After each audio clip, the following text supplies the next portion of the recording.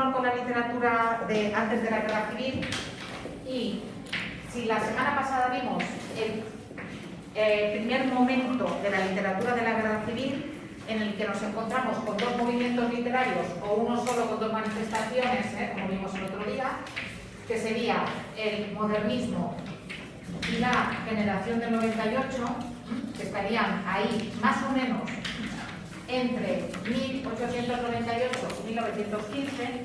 Ahora vamos a hablar del segundo momento que nos vamos a encontrar, que iría más o menos entre 1915 y 1925, que es lo que se conoce como el arte de vanguardia.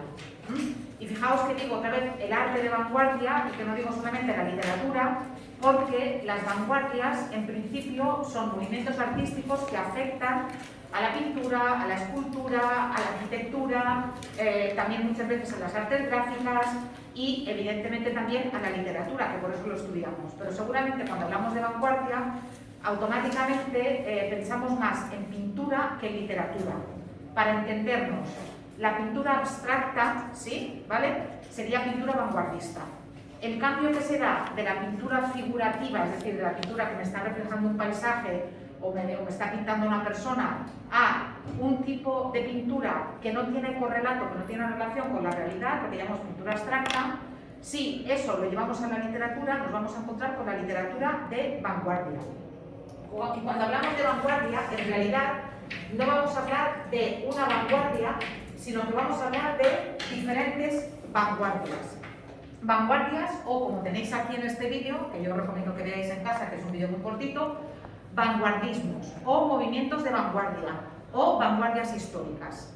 Y fijaos que estoy hablando de movimientos porque en realidad las vanguardias no son un movimiento con unas características determinadas, sino que son diferentes movimientos artísticos que se superponen, diferentes movimientos artísticos que se alzan contra el movimiento artístico anterior. Muchas veces son movimientos artísticos muy gamberros, muy rompedores, que por eso dejan escasos resultados artísticos, sobre todo en literatura, que hoy pervivan, como por ejemplo en la literatura dadaísta, de la que hablaremos. Pero en cualquier caso, las vanguardias o ismos sirven para que los escritores se planteen que no tienen por qué contar las cosas, no tienen por qué decir las cosas de la misma manera que las habían dicho o de la misma manera que habían utilizado hasta aquel momento. Igual que la pintura, en fin, abre nuevos caminos cuando los pintores se plantean no tengo por qué reflejar exactamente lo que veo porque para eso yo tengo una cámara de fotos, los escritores van a decir, bueno, ¿por qué yo tengo que escribir los versos con medida y tengo que escribir los versos uno debajo de otro? Y si yo utilizo los versos para crear un dibujo, entonces ahí vamos a encontrarnos con literatura vanguardista. ¿Por qué tengo que respetar, por ejemplo, los signos de puntuación? Si yo prefiero hacer una literatura rompedora, ¿por qué no puedo hacer una literatura en la que yo ponga los puntos y las comas donde yo quiera o simplemente no haya puntos y comas? Eso es lo que van a hacer los autores de la literatura de vanguardia, entre otras cosas. También, cuando hablo de vanguardias, normalmente se habla de las vanguardias históricas, que serían estas vanguardias más importantes, que son de origen europeo, y que serían básicamente el futurismo, el dadaísmo, el cubismo, el surrealismo y también se suele añadir el expresionismo. ¿Qué ocurre con el expresionismo? El expresionismo es una vanguardia que, por ejemplo, en alemán va a ser muy importante. ¿Os suena el cuadro de Munch, El Grito? Sí. Aquel cuadro en el que hay un hombre así como deformado gritando. Hay un par de versiones de este cuadro. ¿Os suena La Metamorfosis, la obra de Kafka en la que un hombre se despierta una mañana convertido en un insecto gigante, en una cucaracha, un escarabajo gigante? Vale, eso serían obras expresionistas de esa vanguardia que os digo, pero que en España no da prácticamente ningún resultado desde el punto de vista literario. Por tanto, el expresionismo no lo vamos a estudiar. Entonces, vamos a estudiar las 4 vanguardias históricas, otras a las que me he referido, es decir, el futurismo, el dadaísmo, el cubismo y el surrealismo, pero también no tenéis que olvidar que aunque no las estudiemos, hubo otras vanguardias, algunas netamente españolas, como por ejemplo el ultraísmo y el creacionismo, y muchas veces hubo vanguardias españolas que fueron tan minoritarias que estuvieron formadas por una sola persona. Ramón Gómez de la Serna, por ejemplo, fue un escritor vanguardista que creó él solo una vanguardia que solamente él cultivó, que se llamó el ramonismo, porque claro, se llamaba Ramón Gómez de la Serna, no es broma, es el ramonismo, sería una vanguardia. Entonces, no os voy a hablar ni del creacionismo, ni del ultraísmo, ni del ramonismo, os voy a hablar de las 4 principales vanguardias, que son estas 4 históricas a las que me he referido antes. Repito, son movimientos que surgen en Europa, también en América, y que van a romper con las manifestaciones artísticas anteriores y que van a proponer un tipo de arte diferente al arte que se había estado haciendo hasta ese momento. Muchas veces a las vanguardias también se les llama ismos o vanguardismos, y se les llama ismos porque pensad que las vanguardias históricas acaban todas en ismo, futurismo, dadaísmo, expresionismo, entonces por eso se les llama a veces ismos. También respecto de las vanguardias no podemos decir, bueno, el futurismo empieza aquí y acaba aquí. Ni siquiera podemos decir, estos autores fueron futuristas, porque muchas veces los autores van saltando de vanguardia a vanguardia, se cansan de esa vanguardia y se pasan a otra. Y muchas veces las vanguardias se superponen. Al mismo tiempo que en Italia el futurismo tiene muchísima fuerza, en Suiza se está inventando la vanguardia más gamberra de todas, que es la del dadaísmo, en un cabaret pequeñito que se llamaba el Cabaret Voltaire. Y allí 4 inventan esta vanguardia del dadaísmo, y de esta vanguardia luego va a salir el germen de la vanguardia que va a ser más importante desde el punto de vista literario, que es la vanguardia del surrealismo. Y va a ser tan importante que todos los autores de la generación del 27, que es el movimiento literario que veremos después, excepto Pedro Salinas, al que le pido ya un poco mayor, porque era el mayor de la generación, todos los autores importantes de la generación del 27 tienen como mínimo, una obra surrealista. El surrealismo, repito, es de las vanguardias históricas la vanguardia que más huella va a dejar en la literatura en español, y en concreto va a ser básica para la generación del 27. ¿Sí? Venga, empezando por la primera vanguardia que tenéis, que es la vanguardia del futurismo. Si veis las imágenes, vais a ver que la vanguardia del futurismo es una vanguardia que está muy influida justamente por lo que ellos pensaban que iba a ser el futuro. La velocidad, las máquinas, el movimiento. Y fijaos, por ejemplo, en esta pintura que tenéis aquí, ¿qué veis en esta pintura?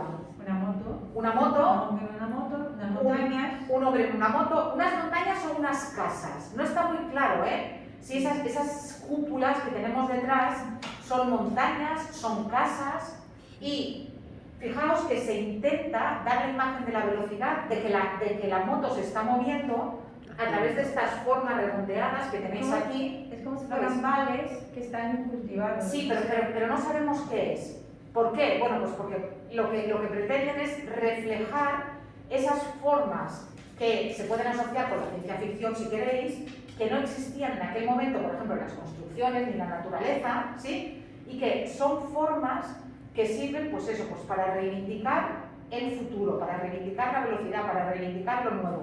De ahí lo de futurismo, justamente.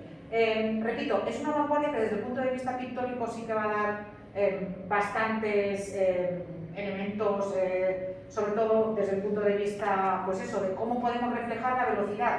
Hay otro cuadro vanguardista muy famoso que es una mujer paseando a un perrito y se ve como si tuviera muchas piernas ella y muchas piernas el perrito, para intentar dar esa imagen de movimiento también en el cuadro.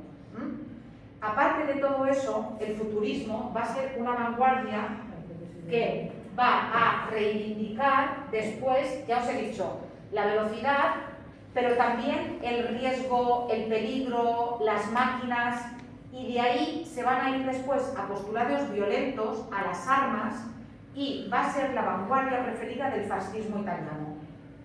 Y de hecho Marinetti, que es el fundador del futurismo, después se declaró un ferviente fascista. Porque, pues eso, ya os digo, porque pasaron de reivindicar lo moderno a reivindicar las formas modernas de matar. Y es una vanguardia muy machista, es una vanguardia muy de la fuerza bruta y reivindican justamente eso. y piensan que cualquier cosa que no sea su vanguardia es afeminada y por tanto débil y por tanto debe ser rechazada. Desde el punto de vista literario, nos vamos a encontrar con algunos poemas que intentan reflejar esas realidades nuevas. Por ejemplo, muchos autores o algunos autores de aquella época, no solamente vanguardistas, sino de los que vendrán de la generación del 27 después, tienen poemas dedicados a la luz eléctrica, a la bombilla. Pedro Salinas, el mayor de la generación del 27, tiene un poema muy famoso en el que se titula Underwood Girls. No sé si alguien sabe, pero Underwood era el nombre de una máquina de escribir, una marca de máquinas de escribir. Entonces, no sé si os acordáis, pero cuando tecleabas en una máquina de escribir, las que sois más jóvenes no os acordaréis, pero las que tenemos una cierta edad a lo mejor sí, se levantaba una especie de pata y pegaba en la cinta, y de la cinta quedaba con la tinta quedaba en el folio. Entonces, Pedro Salinas, a partir de eso, refleja o retrata las teclas de la máquina de escribir como si fueran bailarinas en un espectáculo, en un cabaret levantando las piernas. Por eso llama Underwood Girls a las teclas, porque es como si fueran estas. Entonces, Pedro Salinas tiene, por ejemplo, un poema bastante famoso que se llama Ámsterdam, que habla de las luces de neón y de cómo él ve las luces de neón de los cines reflejados en los ojos de su amada. Claro, todo eso es nuevo en la literatura y se puede considerar que son rasgos del futurismo en algunos poemas, aunque repito, en España el futurismo en la literatura no va a dar muchos frutos, entre otras cosas, porque los autores futuristas de verdad, proponen cosas como la destrucción absoluta de la sintaxis, la sustitución de los signos de puntuación por signos matemáticos y musicales, y esto que tenéis aquí, por ejemplo, esto que tenéis aquí, ¿lo veis? Tum, tum, tum, tum, ta, ta, ta, ta, ta. Esto es un poema futurista. No es un cuadro futurista, es un poema futurista de los futuristas. Entonces yo llevo toda la vida haciendo poemas. Efectivamente. Llevas toda la vida siendo vanguardista sin saberlo. Sin saberlo. Eres como aquel de Molière, que le explica a su maestro la diferencia entre verso y prosa, y dice, anda, y llevo toda la vida hablando en prosa sin saberlo. Pues esto es lo mismo.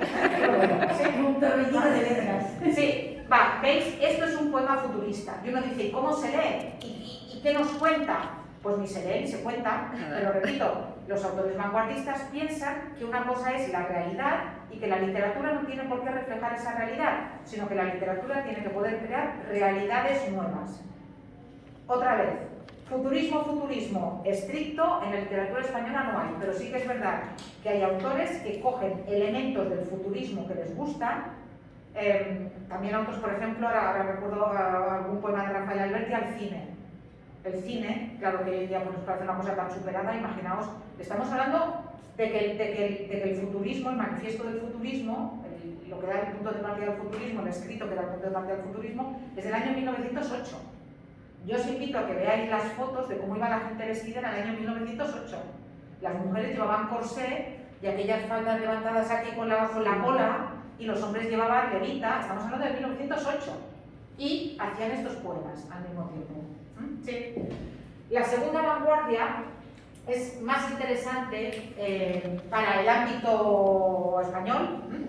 Primero, porque es el cubismo, y el cubismo va a dar muy buenos cuadros y muy buenos autores. Seguramente suena Picasso, Picasso es sobre todo conocido por sus obras cubistas, pero a lo mejor también os suena Juan Gris, Braque.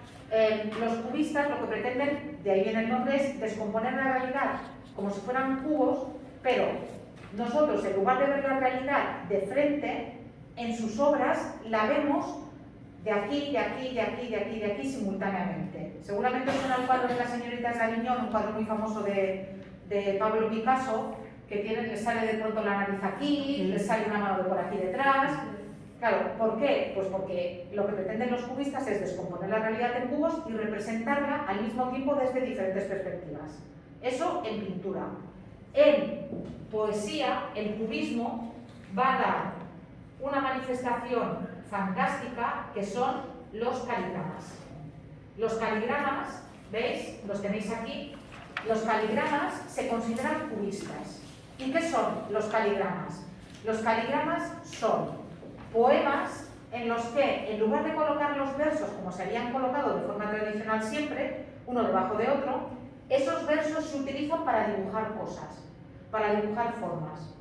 El autor más famoso de caligramas fue el francés Guillaume Apollinaire. Aquí tenéis, por ejemplo, este que representa una paloma apuñalada. Si os fijáis aquí en medio, tiene un étoile en francés, un étoile en español, y una fuente, un surtidor. Veis que aquí es donde cae el agua, la forma del agua, y la paloma en medio, apuñalada, con este étoile en medio. O por ejemplo, este otro que tenéis aquí, que naturalmente representa la Torre Eiffel.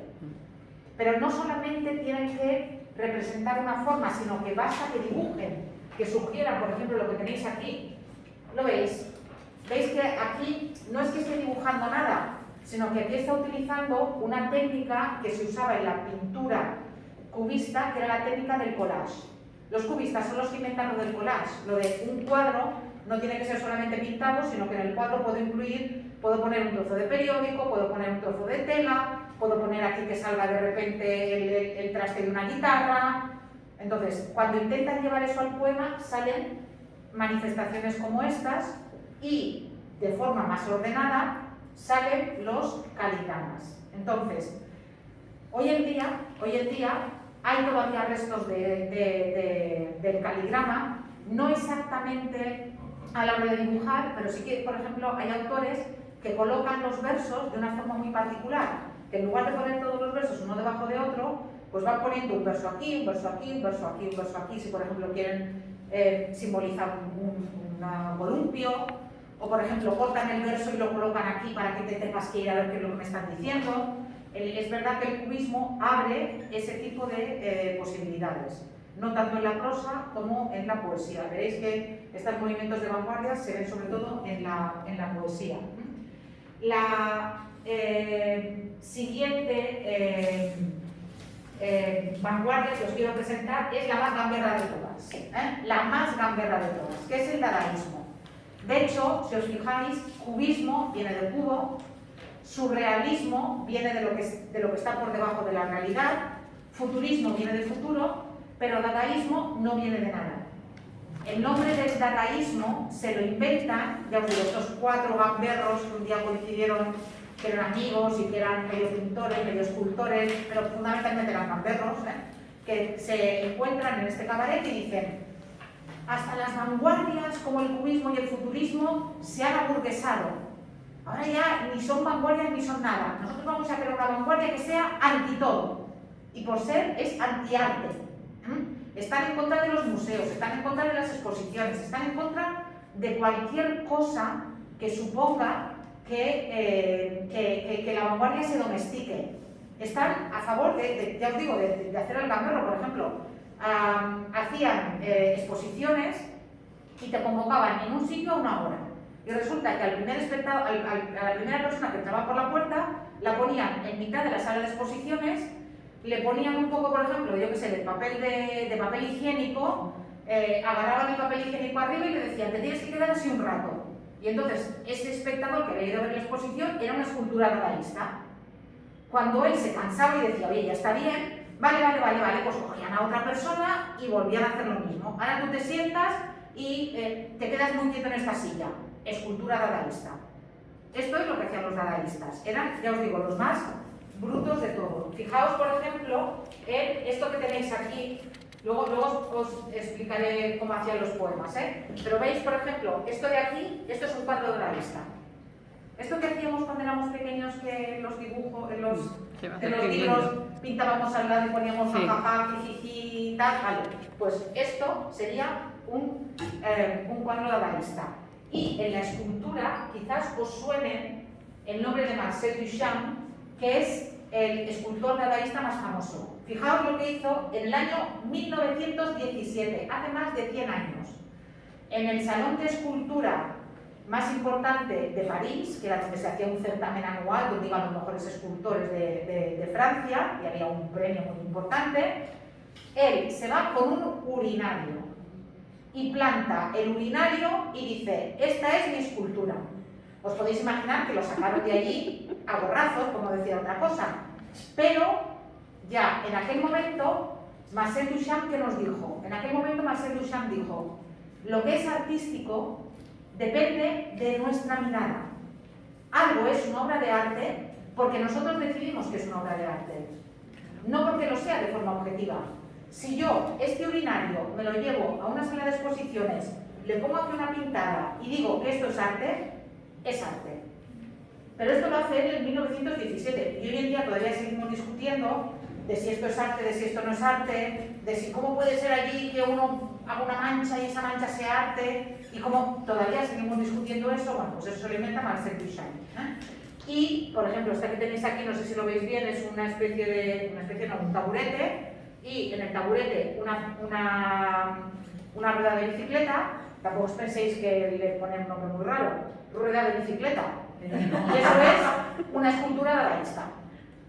Ya está. ¿Cómo dicen los dadaístas que hay que hacer un poema?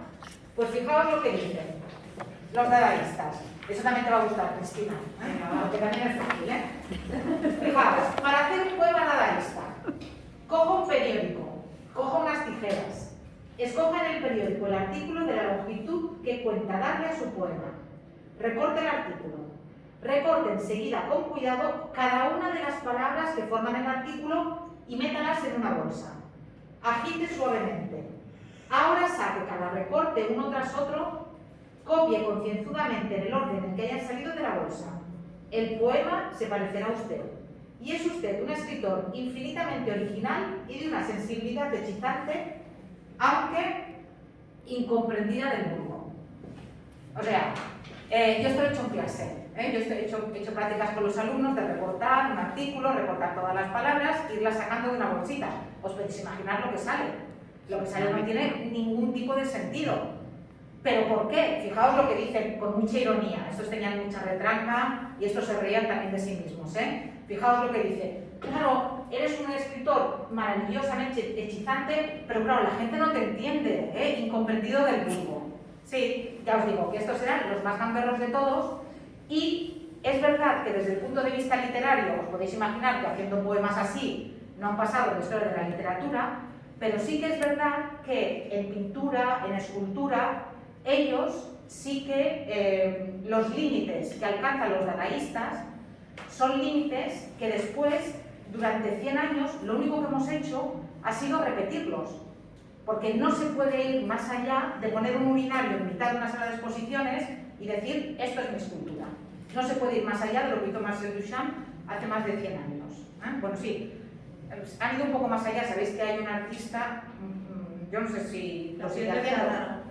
La piel de plátano. La piel de plátano, el de la piel de plátano, por ejemplo, pero y otro que metía en latas literalmente su mierda.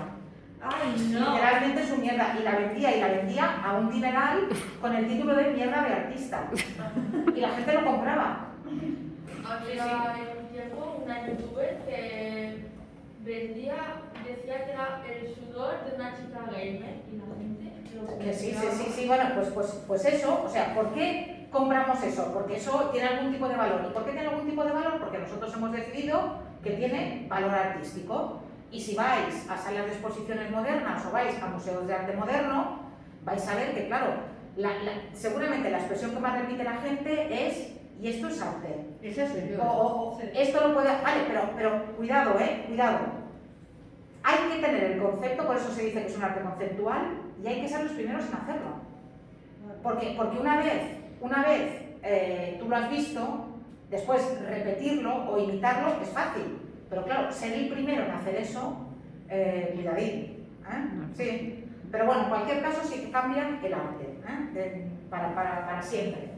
Vale, como os he dicho, la vanguardia que más importante va a ser para la literatura en español y que va a ser una vanguardia fundamental para los autores de la generación del 27 es la vanguardia del surrealismo. Surrealismo con 2 R's y nada de subrealismo ni nada por el estilo. Surrealismo. La vanguardia del surrealismo toma como base las teorías de la interpretación de los sueños de Freud. ¿Os suena? Sigmund Freud, el padre del psicoanálisis, que dice que cuando dormimos nuestro cerebro está completamente libre de las ataduras de la moral, de la razón, de la educación, y que en realidad cuando somos completamente libres es cuando estamos durmiendo. Entonces, ¿qué hacen los autores surrealistas? Los autores surrealistas lo que piensan es que en sus obras tienen que reflejar ese mundo onírico, que parece que estamos soñando. Fijaos, por ejemplo, en estos cuadros, los dos son muy famosos. Este cuadro de la persistencia de la memoria de Dalí, la gente lo llama los relojes derretidos, sí. Este cuadro sería un ejemplo de surrealismo, o por ejemplo este cuadro de aquí de Magritte también sería un ejemplo de surrealismo, este señor que en lugar de tener una cara tiene una manzana. Pero esto nos pasa cuando soñamos, que estamos soñando algo y que para nosotros en el sueño es perfectamente lógico, pero que en realidad no tiene nada de lógico. Y además es cierto que cuando soñamos nuestra razón va completamente libre. Y de hecho, cuando soñamos, matamos, robamos, nos acostamos con según quién, hacemos cosas que tú dices, cuando te despiertas y te acuerdas de los sueños, piensas, pero bueno, pero ¿cómo puede ser esto? O sea, ¿cómo puedo haber soñado esto? ¿Cómo? ¿Que es que soy mala persona porque sueño que mato a todos mis alumnos de cuarto? No, no lo he soñado nunca, no lo he soñado nunca. No lo he soñado nunca. Pero nos pasa. Entonces, ¿qué pretenden los autores surrealistas? Los autores surrealistas lo que pretenden es que cuando escriban pretenden conseguir ese estado de subconsciencia. ¿Y cómo lo hacen? Bueno, hay algunos que recurrirán a las drogas, el alcohol, etcétera, etcétera, pero hay otros que lo que pretenden es lo que ellos llaman escritura automática. ¿Y qué es la escritura automática? La escritura automática es, yo me pongo delante del papel y yo escribo lo primero que me venga a la cabeza, sin pasar por el tamiz del consciente. No voy a escribir pensando en que lo que digo a continuación tiene que tener relación con lo de antes. No voy a escribir pensando en tengo que poner un interrogante, tengo que poner un signo de puntuación, sino las imágenes que se me vayan viniendo a la cabeza a partir de un tema que he pensado, eso es lo que voy a escribir así, de forma automática, sin corregir, sin revisar, sin repasar. Por ejemplo, así dice Lorca, que él escribió seguramente su obra poética más importante después del Romancero Gitano, que es Poeta en Nueva York. Ya el próximo día, el jueves que haremos un poco de práctica, ya os pondré algún fragmento del Poeta en Nueva York y alguna versión musicada sobre todo de la Aurora en Nueva York. Y él dice que a partir del tema, la Aurora en Nueva York, es decir, el amanecer en la ciudad de Nueva York, él iba escribiendo lo primero que se le venía a la cabeza y que tal cual después llevó el libro a la imprenta. Sabemos que es mentira, porque hemos encontrado, yo no, ojalá, pero los estudiosos de Lorca han encontrado el manuscrito original y está lleno de tachaduras, lleno de correcciones, lleno de flechas, esto para arriba, esto para abajo, esto no sé qué. Entonces, es verdad que ellos escribían, ellos escribían buscando ese estado de su realidad, de lo que está por debajo de la razón y de la realidad, ese estado cercano al sueño, pero sí que es verdad que no siempre eran honrados y no siempre escribían de forma automática, porque si escribimos de forma automática, lo que al final nos va a quedar no va a tener mucho sentido. Sí que es verdad también que hay otra cosa que los surrealistas utilizan, que va a ser muy importante después también para la generación del 27, pero no solo para ellos, sino para toda la literatura posterior, que van a darle un nuevo uso a la palabra metáfora en la literatura. Ya van a utilizar metáforas que no tienen por qué tener algún tipo de relación con la realidad. Si yo describo los dientes de alguien, no tengo por qué decir que esos dientes son perlas, sino que puedo decir cualquier cosa, porque resulta que yo tengo en mi cabeza tus dientes son anónimos. Y diréis, ¿y por qué tus dientes son anónimos? Pues mirad, porque tengo en el subconsciente una imagen que acabo de ver ahora de la mascarilla que lleva Cristina, y en la mascarilla que lleva Cristina, ahí está, en la parte de su boca, la parte que no veo de sus dientes, tiene la careta esta de Anonymous. Entonces, ¿qué pasa? Que esas referencias de las metáforas, esas metáforas nuevas, van a ser metáforas que son muy difíciles de entender, y van a ser muy difíciles de entender porque ya no tenemos el referente que teníamos antes. Los dientes se parecen a las perlas, por tanto los dientes son perlas. Y si yo digo las perlas de tu boca, todo el mundo entiende lo que es. Pero si yo en lugar de decir las perlas de tu boca digo los anónimos de tu cara, ya lo hemos liado. Sí, porque vosotros no sabéis a qué me estoy refiriendo yo, ni qué es lo que tengo yo en el subconsciente, cuando lo primero que se me ha venido a la cabeza ahora, y además ha sido un ejercicio que he hecho ahora, de, a ver, ¿con qué metáfora utilizo yo ahora para hablar de los dientes que no sean perlas? Y estoy mirando aquí, pero me acuerdo de la careta de ella y entonces digo, son anónimos. Esto es lo que van a hacer los autores del surrealismo. Van a llevar la metáfora a otro nivel y van a hacer metáforas que cuando uno lee poemas surrealistas muchas veces no son interpretables, porque no sabemos qué es lo que quería decir exactamente el poeta. Igual que no sabemos qué es por qué cuando soñamos algo soñamos con eso y qué es lo que nos quieren decir los sueños. Por mucho que algunos hablan de la interpretación de los sueños, ya os digo yo que base científica tiene poquito de la interpretación de los sueños. Sí, de acuerdo. Vale, pues aquí lo tenéis también. Ah, y por cierto, si alguien tiene mucho estómago, sobre todo para ver el principio, aquí, si clicáis, os vais a encontrar con un enlace a la película, lo que pasa es que es muy cortita, yo creo que dura como unos 15 minutos, a la película más importante de todo el surrealismo, que es la que hizo Luis Buñuel con ayuda de Dalí y guión que también influyeron Dalí, pero también García Lorca, porque coincidieron todos en la residencia de estudiantes. Ya os hablaré de ello cuando hablemos de la generación del 27. Entonces, es un corto, en realidad no es una película, es un corto, que intenta justamente eso. No le podéis buscar lógica porque no la tiene, pero intenta reflejar en cine esas imágenes con las que muchas veces soñamos. Fijaos lo difícil que es. Cuando vemos una película y en la película se intenta reflejar los sueños, fijaos lo difícil que es de hacer. Vale, pues esto es lo que os quería explicar de las vanguardias. Ya os digo que no me voy a meter...